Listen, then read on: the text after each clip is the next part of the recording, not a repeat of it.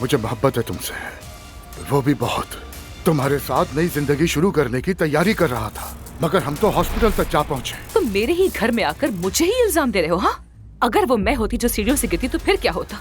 जो सीढ़ियों से गिरी है वो मरियम है। निकल जाओ यहाँ से, अभी के अभी निकल जाओ। हमारे बच्चे के बारे में बात करनी है मुझे तुमसे।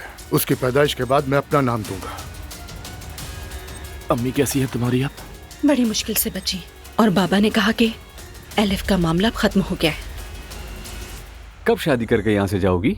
बहुत जल्द भाई, लेकिन तुम बहुत याद करोगे मुझे। तुम्हारी गलतफहमी है। तुम क्यों हंस रही हो? ज्यादा हंसना नहीं चाहिए, क्योंकि तुम मेरे भाई की दूसरी बीवी हो, समझी? अजलान की दूसरी बीवी होने से तो बेहतर है। अब बस नुमान, अपनी बीवी से कह दो इसे तुम्हारी बहन की इज्जत करनी चाहिए।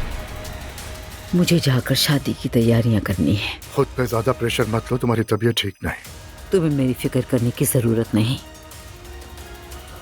आप मुझे बहुत याद आ रही हैं। तो मेरे आने का तो वहाँ सवाल ही पैदा नहीं होता। अच्छा, अगर कोई भी बात तुम्हें परेशान करे तो घर वापस आ जाना।